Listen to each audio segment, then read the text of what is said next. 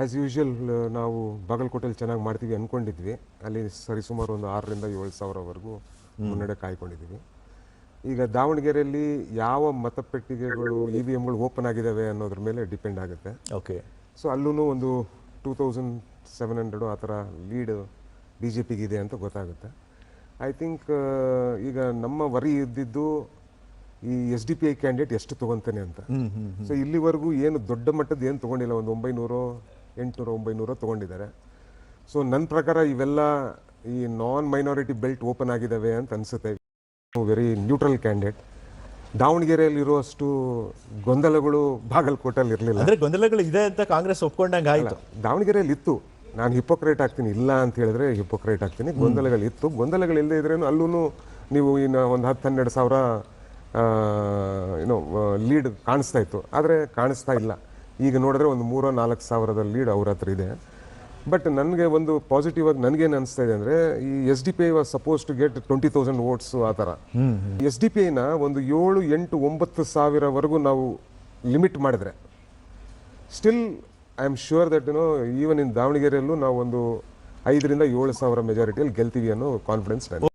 ಮತ್ತು ಬಾಗಲಕೋಟೆಯಲ್ಲಿ BJPಗೆ ಅದರದೇ ಆದ ಒಂದು ಶಕ್ತಿ ಇದೆ. ಆಮೇಲೆ ಚಿರಂತಿ ಮಠ್ ಬಹಳ ಹಿರಿಯ ನಾಯಕರಿದ್ದಾರೆ. ಸೊ ಅವ್ರಿಗೆ ಯಾವ ಹೆಂಗಾಗುತ್ತೆ ಅಂದರೆ, ಸ್ವಲ್ಪ ವಾರ್ಡ್ಸು ಸ್ವಲ್ಪ ಬೂತ್ಸ್ ಅವ್ರ ಕಡೆ ಇರುತ್ತೆ, ಅಲ್ಲಿ ಅವ್ರಿಗೆ ಸ್ವಲ್ಪ ಜಾಸ್ತಿ ಬರುತ್ತೆ. ಫಾರ್ ಎಕ್ಸಾಂಪಲ್ ಕ್ಯಾಸ್ಟ್ ವೈಸು ಇರುತ್ತೆ. ಸೊ ಸ್ವಲ್ಪ ಲಿಂಗಾಯತ್ ಡಾಮಿನೇಟೆಡ್ ಏರಿಯಾಸ್ ಯಾವ್ದಾನ ಓಪನ್ ಮಾಡಿದರೆ ಚಿರಂತಿ ಮಠಕ್ಕೆ ಸ್ವಲ್ಪ ಜಾಸ್ತಿ ಬಂದಿರ್ಬೋದು. ಆಗಿಂದ ಮತಗಳು ಎಲ್ಲೆಲ್ಲಿ ಜಾಸ್ತಿ ಕ್ರೋಢೀಕರಣ ಆಗಿರುತ್ತೋ ಅಲ್ಲಿ ಇವ್ರಿಗೆ ಬರುತ್ತೆ. That on one side. Let me talk on Davanagere ಏನಾಗ್ತಾ ಇದೆ, ಅರೌಂಡ್ 7,000-8,000 ಲೀಡ್. ಡಿಫ್ರೆಂಟ್ ಎರಾದಲ್ಲಿ ಒಂದೊಂದು ಪಕ್ಷದ್ದು ಬೇರೆ ಬೇರೆ ಗೋಲ್ಸ್ ಇರ್ತವೆ. ಈ ಸತಿ ನಮಗೆ ಅಲ್ಲಿರೋ ಗೋಲ್ ಏನಿತ್ತು ಅಂದರೆ, ನಾವಿಲ್ಲಾಂದರೆ TMC ಜೊತೆ ಹೋಗ್ಬೇಕಾಗಿತ್ತು, ಇಲ್ಲಾಂದರೆ ನಾವು ಕಮ್ಯುನಿಸ್ಟ್ ಜೊತೆ ಹೋಗ್ಬೇಕಾಗಿತ್ತು. ಅಲ್ಲಿ ನಮ್ಮ ಕಾಂಗ್ರೆಸ್ ಯೂನಿಟ್ ಏನು ಹೇಳ್ತಾ ಇತ್ತು ಪದೇ ನಾವು ನಮ್ಮ ಪಕ್ಷದ ಅವ್ರ ಜೊತೆ ಹೋದರೆ ನಮ್ಗೆ 30, 20, 40 ಸೀಟ್ಗಳಲ್ಲಿ ನಮ್ಮದು ಕ್ಯಾಡರ್ ಇದೆ. So let us go independently. ಹೆಂಗನ ನಾವು ಗೆಲ್ಲಲ್ಲ, let us go independently to build our party base in this election. ಪ್ರತಿ ಸತಿನೂ ನಾವು ಅದೇ ತಪ್ಪು ಮಾಡ್ತಾ ಈ ಸತಿ ನಾವು ಬಟ್ ಅದು ಸ್ಪರ್ಧೆ ಮಾಡಿರೋದು ಓಕೆ. ಬಟ್ ನೀವು TMC ವಿರುದ್ಧ ನೇರ ಆರೋಪಗಳನ್ನ ಮಾಡಲ್ಲ ಯಾಕೆ ಅಂತ. ಸೈದ್ಧಾಂತಿಕ ಹೋರಾಟ. ನಾವು ಈ ಜಾತಿವಾದಿಗಳು ಕೋಮುವಾದಿಗಳು ವಿರುದ್ಧ ಇವತ್ತು ಅದೇ ನಿಮ್ಗೆ ಹೇಳ್ತಾ ಇರೋದು. ಇವರೆಲ್ಲರೂ ಏನು ತಮಿಳ್ನಾಡಲ್ಲಿ ನೋಡ್ತಾ ಇದ್ದೀರಲ್ವಾ, ಒಂದ್ಸತಿ we are unhappy that our partners we are not doing well as of now. Okay, but ಒಂದು ನನಗೆ ಮನಃಶಾಂತಿ ಏನು ಬರುತ್ತೆ ಅಂದರೆ, it is a secular vote which is going to TVK. But ಇವ್ರನ್ನೂ ಒಪ್ಪಿಲ್ಲ. BJP ಹಾಗೂ AIDMK ಇಬ್ಬರನ್ನೂ ತಿರಸ್ಕರಿಸಿದೆ ತಮಿಳ್ನಾಡು. ಅಲ್ಲಿ ಒಂದು ಥರ್ಡ್ ಫೋರ್ಸ್ ಜೆನ್ಸಿ, ಅವರ ಫ್ಯಾನ್ ಬೇಸು, ಅವ್ರ ಜೆನ್ಸಿಗೆ ಬಂದಿರೋ ಓಟು. ಆಮೇಲೆ ಇನ್ನೊಂದು ತಿಳ್ಕೊಳ್ಳಿ, very social engineering very important factor ಇಲ್ಲಿ. TVKಗೆ ಮತ್ತು ನಮ್ಮ ಇವ್ರಿಗೆ ವಿಜಯ್ಗೆ ಬಿದ್ದಿರೋ ಓಟ್ ಯಾರ್ದು? ಮತ್ತು ಅಹಿಂದ ಓಟೆ ದಲಿತ್ ಕ್ರಿಸ್ಟಿಯನ್ಸು ಮತ್ತು ಜೆನ್ಸಿ. ಈ ಎಸ್ ಕಟ್ ಅಕ್ರಾಸ್ ಈ ಪೆರಿಯರ್ ಪಾಲಿಟಿಕ್ಸೇ, ಅಲ್ಲೂ ದ್ರವಿಡಿಯನ್ ಪಾಲಿಟಿಕ್ಸೇ ಅದು. ಇಂಗ್ಲೀಷಲ್ಲಿ ಒಂದು ಗಾದೆ ಇದೆ, the pot calling the kettle black ಅಂತ. ಇವರು ಗುಜರಾತಲ್ಲಿ ಏನೇನು ಮಾಡ್ತಾರೆ, UPಯಲ್ಲಿ ಏನೇನು ಮಾಡ್ತಾರೆ, ಯಾರ್ಯಾರ ಮೇಲೆ ಬುಲ್ಡೋಸರ್ಗಳು ಹಾಕ್ತಾರೆ, ಯಾರ್ಯಾರ ಮೇಲೆ ಟ್ರಾಕ್ಟರ್ಗಳು, ಎಲ್ಲರಿಗೂ ಜಹಜ. TMC ಮಾಡಿರ್ಬೋದು, ನಾನು ಇಲ್ಲ ಅನ್ನಲ್ಲ. ಆದರೆ ನೀವೇನು ಕಮ್ಮಿನಾ ಥರ ನೋಡ್ತೀನಿ ಆ ರಿಸಲ್ಟ್ನ. ಫಾರ್ ಎಕ್ಸಾಂಪಲ್ AIDMK BJP ಜೊತೆ ಸೇರದೇ ಇದ್ದಿದ್ರೆ, okay, people of Tamil Nadu would have looked at AIDMK in a very different manner. ಅವ್ರು ಯಾವತ್ತು AIDMK BJP ಜೊತೆ ಸೇರ್ತು, one section of the voters they went off. ಅವರೆಲ್ಲರೂ ಹೋಗ್ಬಿಟ್ಟು ಈಗ TVKಗೆ ವರದಾನ ಆಯಿತು. TVK ಏನು ಅನ್ಕೊಂಡ್ರೆ ಎಲ್ಲರೂ, TVK will take votes of BJP also, will take off AIDMK also ಅಂತ ಅಂದ್ಕೊಂಡ್ರು.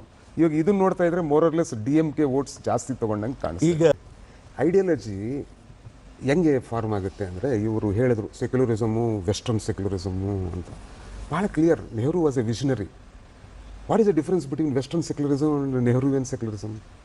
ನೆಹರುವಿಯನ್ ಸೆಕ್ಯುಲರಿಸಮ್ ಅಂದರೆ, ಯಾಕೆ ವೆಸ್ಟರ್ನ್ ಸೆಕ್ಯುಲರಿಸಮ್ನ ನೆಹರು ಅವರು ನಮ್ಮ ಭಾರತ ದೇಶದಲ್ಲಿ ಹಾಕಿಲ್ಲ ಅಂದರೆ, ಇಂಡಿಯಾ ದೇಶದಲ್ಲಿ ನೀವು ರಿಲಿಜಿಯನ್ನ ಸೈಡ್ಗಿಟ್ಟು ಪಾಲಿಟಿಕ್ಸ್ ಮಾಡೋಕ್ಕೆ ಸಾಧ್ಯನೇ ಇಲ್ಲ. And he wanted to bring more reforms ತರಬೇಕಾಗಿತ್ತು. ಹಿಂದೂ ಧರ್ಮದಲ್ಲಿರುವ ಎಲ್ಲ ಅನ್ಯಾಯಗಳು ಏನೇನಿತ್ತು, ಚೈಲ್ಡ್ ಮ್ಯಾರೇಜ್ ಇತ್ತು, ವಿಧವೆಗಳಿಗೆ ತಲೆ ಬೋಡಿಸೋದಿತ್ತು, ಮಹಿಳೆಯರಿಗೆ ಮನುಸ್ಮೃತಿಯಲ್ಲಿ ಏನೇನು ಹೇಳಿದ್ರು ಅದನ್ನೆಲ್ಲ ಫಾಲೋ ಮಾಡ್ತಾ ಇದ್ವಿ. ಅದರ ವಿರುದ್ಧ ನಾವು ನೆಹರುವಿಯನ್ ಸೆಕ್ಯುಲರಿಸಮ್ ಏನಂದರೆ, ರಿಲಿಜನ್ ಇರುತ್ತೆ, ಈಕ್ವಲ್ ರೆಸ್ಪೆಕ್ಟ್ ಕೊಡಿ, ನಿಮ್ಮ ರಿಲಿಜನ್ ನೀವು ಫಾಲೋ ಮಾಡಿ, ಈಕ್ವಲ್ ರೆಸ್ಪೆಕ್ಟ್ ಕೊಡಿ ಅಂತ ಹೇಳಿ. ಈ ಏನು ನಮ್ಮ ಸೆಕ್ಯುಲರಿಸಮ್ನ ವಿಷನ್ ಇದೆ, ಇವ್ರ ಪಕ್ಷ 80ರಲ್ಲ ಇವ್ರ ಪಕ್ಷ ಬಂದಿದೆ, ಅದಕ್ಕಿಂತ ಮುಂಚೆಯಿಂದನೇ ಇತ್ತು ನಮ್ಮದು. ಸೊ ಇವ್ರನ್ನ ನೋಡಿ ನಮ್ಮ ಸಿದ್ಧಾಂತ ಅಲ್ಲ. ಇರಸ್ದು ಪ್ರಾಬ್ಲಮ್ ವೆಸ್ಟ್ ಬೆಂಗಾಲಲ್ಲಿ ಏನಂದರೆ ಅಲ್ಲಿ TMC ಜೊತೆಗೆ ಹೋಗ್ಬೇಕಾ ಇಲ್ಲಾಂದರೆ ಕಮ್ಯುನಿಸ್ಟರ್ ಜೊತೆಗೆ ಹೋಗ್ಬೇಕಾ ಅಂತ ಒಂದು ವಿ ಆರ್ ಇನ್ ಕ್ಯಾಚ್ 22 ಸಿಚುವೇಶನಲ್ಲಿ. ಆ ಇದರಲ್ಲಿ ಪ್ರತಿ ಸತಿನೂ ಈ ಸತಿ ಏನು ಮಾಡಿದ್ವಿ, ಯಾರ ಜೊತೆನೂ ಹೋಗೋದು ಬೇಡ, ನಮ್ಮ ಪಕ್ಷನ ನಾವೇ ಸದೃಢಗೊಳಿಸೋಣ ಅಂತ. ನಾನೀಗ ವೋಟ್ ಶೇರ್ ಜಸ್ಟ್ ನಾನು ನೋಡ್ತಾ ಇದ್ದೆ, ಇಷ್ಟೆಲ್ಲ ಇವರು 80 ಲಕ್ಷ ವೋಟರ್ಸ್ನ ತೆಗೆದು ಅದರಲ್ಲಿ 27 ಲಕ್ಷ ಜನ ಡಾಕ್ಯುಮೆಂಟ್ ಸಬ್ಮಿಟ್ ಮಾಡಿದ್ದಾರೆ. ಅರ್ಥ ಮಾಡ್ಕೊಳ್ಳಿ, ಟ್ರಿಬ್ಯುನಲ್ ಮುಂದೆ ಇದೆ, ಅದರಲ್ಲಿ ಬರೀ 800-900 ಜನನ ಅವರು ಕ್ಲಿಯರ್ ಮಾಡಿದ್ದಾರೆ. ಅದಾದಮೇಲೆ ಆ 27 ಲಕ್ಷ ಜನ ನಾಳೆ ಬೆಳಿಗ್ಗೆ ಕೋರ್ಟಲ್ಲಿ ಅವ್ರದ್ದೆಲ್ಲ ದೇವರ್ ವ್ಯಾಲಿಡ್ ವೋಟರ್ಸ್ ಅಂದರೆ ಏನು ಮಾಡ್ತೀರಾ? ಈ ಒಂದು ಚುನಾವಣೆಗೆ ಏನನ್ನ ನೈತಿಕತೆ ಇರುತ್ತಾ, ನೈಜತೆ ಇರುತ್ತಾ ಇದಕ್ಕೆ?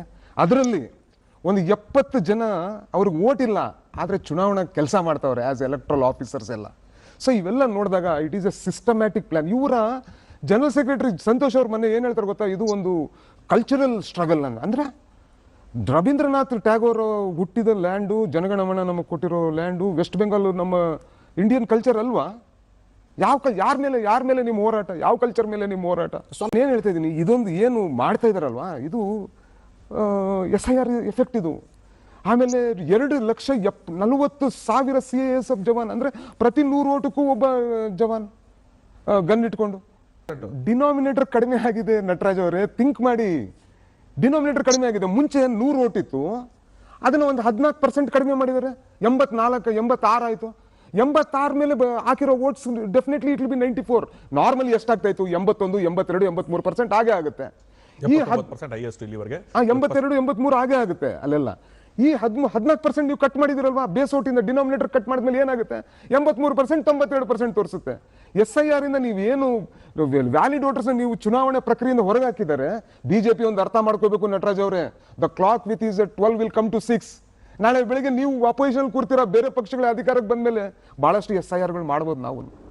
ಸೊ ಏನು ಇವತ್ತು ಮೋದಿ ಮತ್ತು BJP ಒಂದು ಈ ಮರ್ಡರ್ ಆಫ್ ಡೆಮೋಕ್ರಸಿ, ಪ್ರಜಾತಂತ್ರ ವ್ಯವಸ್ಥೆನ ಒಂದು ಕೊಡ್ಲಿಪೆಟ್ಟು ಕೊಟ್ಟಿದ್ದಾರೆ. ಭಾರತದ ಇತಿಹಾಸದಲ್ಲಿ ಇದು ನಮೂನೆ ಆಗುತ್ತೆ ಇನ್ ಆನ್ಯಲ್ಸ್ ಆಫ್ ಇಂಡಿಯನ್ ಹಿಸ್ಟ್ರಿ. ಕ್ವೆಶ್ಚನ್ ಮಾಡೋ ಅಧಿಕಾರ ಇರಲ್ಲ ನಾಳೆ ಬೆಳೆ. BJPಗೆ 44% ಏನೋ ಇದೆ, ಇವರಿಗೆ 41% ಚಿಲ್ಲರೆ ಇದೆ. ಯಾರಿಗೆ?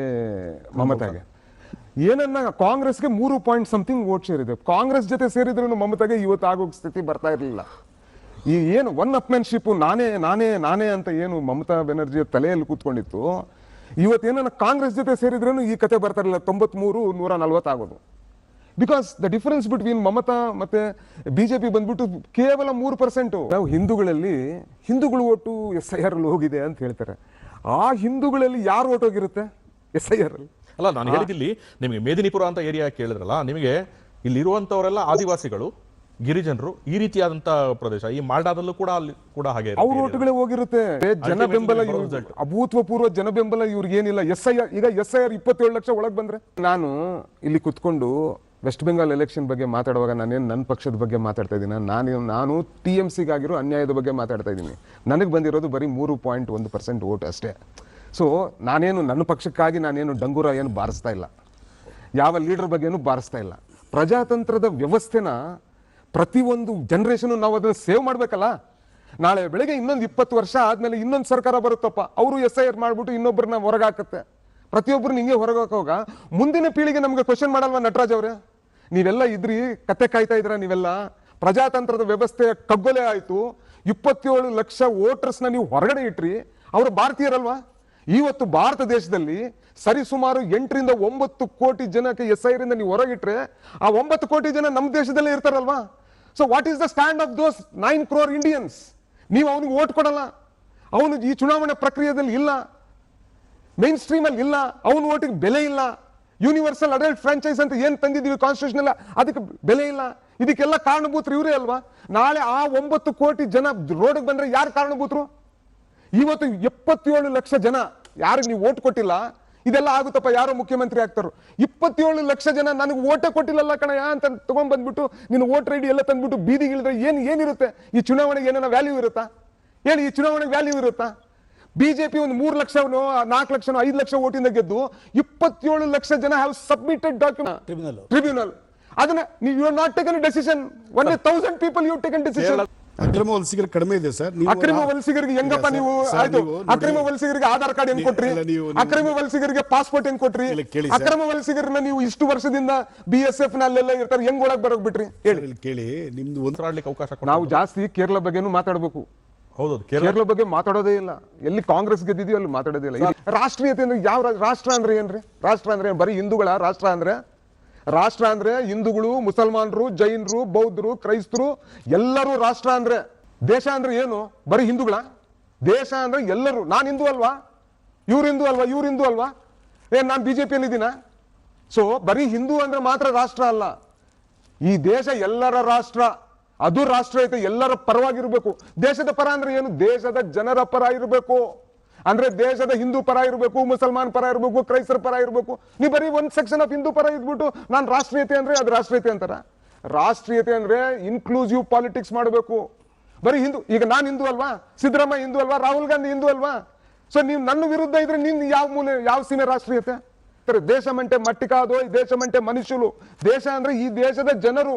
ಈ ಗುಡ್ಡ ಪ್ರದೇಶ, ಮಾತೆ, ಜಂಡ, ಈ ಬೌಂಡ್ರಿ ಎಲ್ಲ ಮನುಷ್ಯರೇ ಇಲ್ಲದೆ ಇದ್ರೆ ಈ ದೇಶಕ್ಕೆ ಏನ್ ಸರ್ ವ್ಯಾಲ್ಯೂ? ಮನುಷ್ಯರೇ ಇಲ್ಲ ಅನ್ಕೊಳ್ಳಿ, ಈ ದೇಶಕ್ಕೆ ವ್ಯಾಲ್ಯೂ ಇದೆಯಾ? ದೇಶ ಅಂದ್ರೆ ಈ ದೇಶದ ಜನ. ಎಲ್ಲರನ್ನೂ ಇನ್ಕ್ಲೂಸಿವ್ ಆಗಿ ತಗೊಂಡೋಗ್ರಿ. ನೀವೇ ಗೆಲ್ರಿ, ಇನ್ನ 30 ವರ್ಷ ನೀವೇ ಗೆಲ್ರಿ. ಎಲ್ಲರನ್ನ ಜೊತೆಯಲ್ಲಿ ಕರ್ಕೊಂಡೋಗ್ರಿ. ಎಲ್ಲ ಮುಸಲ್ಮಾನರನ್ನ, ಕ್ರೈಸ್ತರನ್ನ, ಬೌದ್ಧರನ್ನ ಎಲ್ಲರನ್ನ ಜೊತೆಯಲ್ಲಿ ಕರ್ಕೊಂಡೋಗಿ. ನೀವು ಈ ದೇಶನ ಎಷ್ಟು ದಿವಸ ಅಂತ ಹಿಂಗೆ ಬೆಂಕಿ ಹಚ್ಕೊಂತ ಕುತ್ಕೊಂತೀರಾ? ನಿಮಗೆ ಅಧಿಕಾರ ಶಾಶ್ವತನಾ? ಮೋದಿ ಏನು ಈ ದೇಶ ಇನ್ನೊಂದು 100 ವರ್ಷ ಆಳ್ತಾರ? ಅಮಾಯಕ ಮುಸಲ್ಮಾನರು ಹೆಣ್ಣು ಮಗನ ಹಿಜಾಬ್ ಆಗಿದ್ದಕ್ಕೆ ಮಂಡ್ಯದಲ್ಲಿ ಏನ್ ಮಾಡಿದ್ರಿ ಸರ್? ಅಮಾಯಕ ಮುಸಲ್ಮಾನರ ಮೇಲೆ ಯಾರು ಅಲ್ಲ. ನಂಜೇಗೌಡ, ಉರಿಗೌಡ ಯಾರು ಸರ್ ತಂದಿದ್ದು? ಅಲ್ಲ ಸರ್, ನಂಜೇಗೌಡ ಯಾರು ತಂದಿದ್ದು? ನಂಜೇಗೌಡ, ಉರಿಗೌಡ ಅನ್ನೋ ಒಂದು ಇದರ ಯಾರು ತಂದಿರೋದು ಸರ್? ನಾವ್ಯಾರು ತಂದಿದ್ದಲ್ಲ. ಹಿಜಾಬು ಹಲಾಲ್ ಯಾರು ಸರ್ ತಂದಿದ್ದು? ಈಗ 8 ರಿಂದ 9 ಕೋಟಿ ಜನನ ಮೋರರ್ಲೆಸ್ ಆನ್ ಅನ್ ಆವರೇಜ್ ನೇಷನ್ ನಲ್ಲಿ 8 ರಿಂದ 9 ಕೋಟಿ ಜನಕ್ಕೆ ಈಗ SIR ಹೊರಗಿಡ್ತಾ ಇದಾರೆ. ಅವ್ರು ಈ ಭಾರತ ದೇಶದ ಸಿಟಿಸನ್ಸ್ ಅಲ್ವಾ? ಸಿಟಿಸನ್ಸ್ ಮಾಹಿತಿ ಕೊಡಿ ಅವ್ರಿಗೆ. ಅಲ್ಲ ಅಂದ್ರೆ ಮಾಹಿತಿ ಕೊಡಿ ಸರ್, ಸುಳ್ಳು ಹೇಳ್ಬೇಡಿ. ಅಂದ್ರೆ ಒಂದು ಎಲೆಕ್ಷನ್ ಕಮಿಷನ್ ಕೆಲಸ ಏನು ಗೊತ್ತಾ? To bring more people towards the election, not to push people out of the election. That is not the job of the election commission. ಅಂದ್ರೆ ಈ ದೇಶದಲ್ಲಿ ಹೋದ 12 ವರ್ಷದಿಂದ BJP ಅಧಿಕಾರದಲ್ಲಿದೆ. ಈ ದೇಶದ ಪ್ರಧಾನಿ ನರೇಂದ್ರ ಮೋದಿ 8 ರಿಂದ 9 ಕೋಟಿ ಭಾರತೀಯರು, ಅವರು ಭಾರತೀಯರು ಅಲ್ವಾ ಅಂತ ಈ ಸರ್ಕಾರಕ್ಕೆ ಗೊತ್ತಿಲ್ಲ.